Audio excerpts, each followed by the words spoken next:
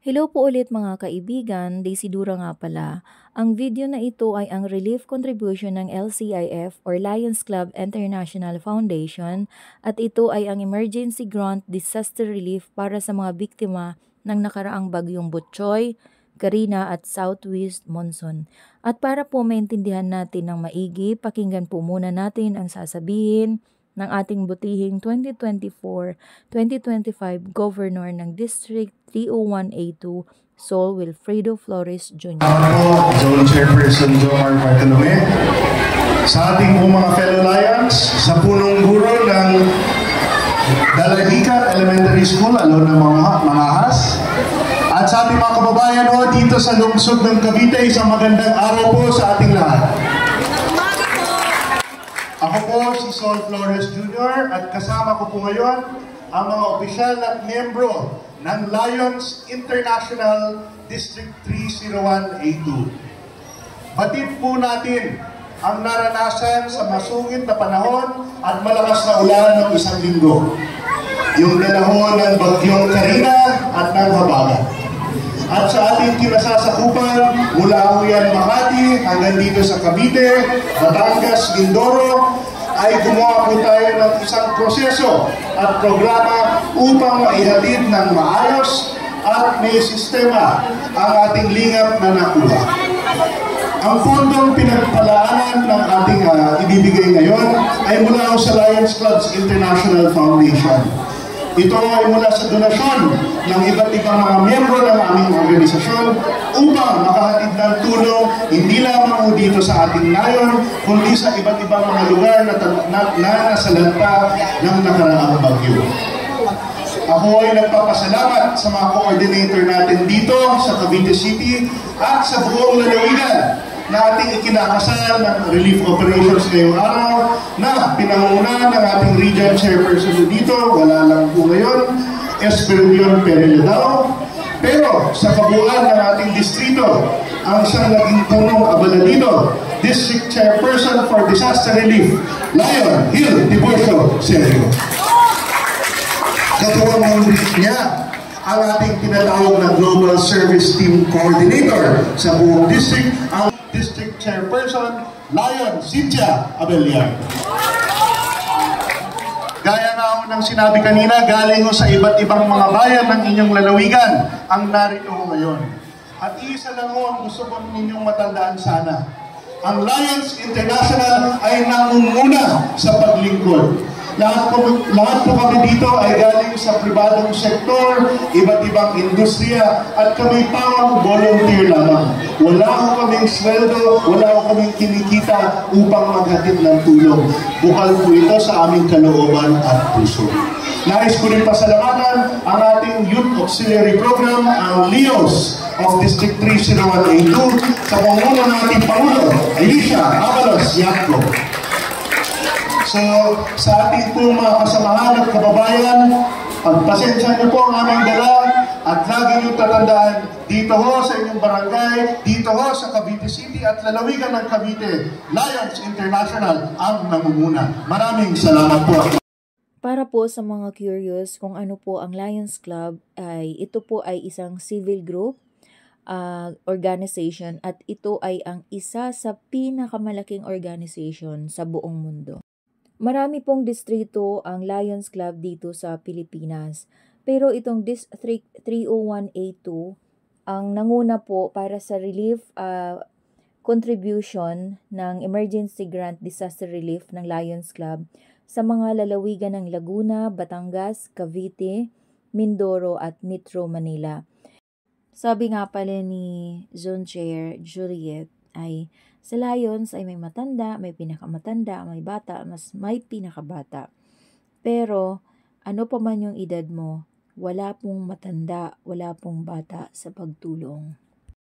At ang mga recipient talaga nitong relief contribution ay talaga namang nasalanta. Tulad na lang sa Amaya 7 Tanza, talagang yung mga bahay nila ay inanod daw po kasi ito yung mga nakatira sa gilid po ng dagat. Meron pa nga akong nakausap dito na bago daw inanod yung kanilang bahay ay natumba muna yung kahoy sa bahay nila. At buti nga daw ay nakalabas pa sila ng kanyang 4 na anak. So wala daw po talagang natira sa bahay nila. Maliban lang po sa suot nila. Ang mga recipient pala dito sa Amaya 7 Tanza ay sila ay karamihan nasa evacuation center pa rin. Ayan, makikita po natin kung saan sila nakatira. Maayos naman yung kanilang kalagayan. Ayun nga pala kay ate, 9 days na sila sa evacuation center na ito. At bigla ko tuloy naalala yung Undoy. So, isa ako sa nabaha ng Undoy sa Pasay. Pero yung tubig sa amin, sa loob ng bahay hanggang talampakan lang.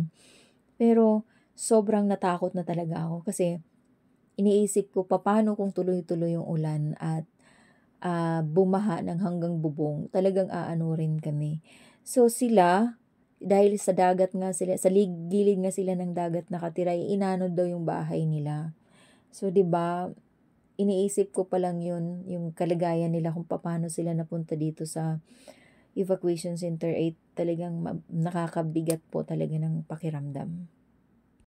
Ang mga recipient naman po dito sa Cavite City ay mga estudyante ng Dalahican Elementary School.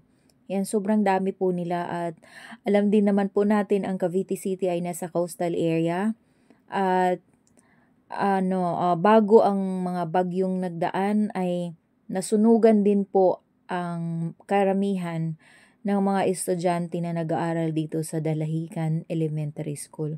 Sobrang dami po ang recipient dito. Wala lang po akong tamang bilang ng ating mga recipient pero isang malaking truck po yung mga goods na ipinamahagi dito. Makikita po natin isang plastic bag lang po yan.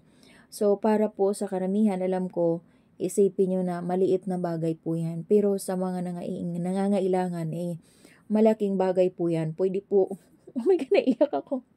Pwede po sila makasurvive yan ng mga ilang araw. Sa Aniban Bacoor naman, ang baha daw dito ay lampas tao. At sabi nga nung aking kaibigan na pumasok doon, nakisilong doon sa bahay malapit kung saan ginanap yung contribution ng relief goods natin sa Aniban ay talagang yung bakat daw ng baha ay lampas tao. Pasalamatan ko na rin ang Torino Hardware na pag-aari ng isang Lions ng Dambalasik Imos Lions Club na si Lion Shirel Torino sa paghahatid ng mga relief goods sa 3 lugar, sa Tanza 7, Cavite City at sa Aniban, Bacoor.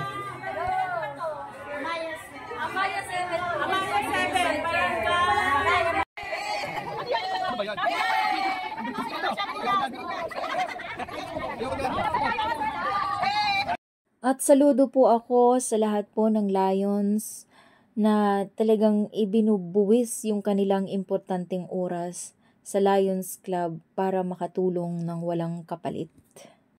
At maraming salamat po sa aking club na Cavite Educators Lions Club. Ang Lions Club International po ay maraming project po talaga. So isa na sa mga projects na yun ay ang Site for Kids na talaga naman na witness ko po kasi yung aming club po ay ang nabigyan po ng sunglass ay reading glasses almost 1,500. Diabetes awareness, ayan. Meron din po tayong pediatric cancer at meron din po tayong free cataract operation. So yan lang po yung naalala ko pero maraming project pa po ang Lions Club International. So hanggang dito na lang po at yun lang po ang pwede kong ma-share sa video na ito. At kung bago po kayo dito sa aking channel, baka pwede po ako humingi ng pabor sa inyo na i-like din po nyo ako, i-subscribe po at pakishare din po. Bye!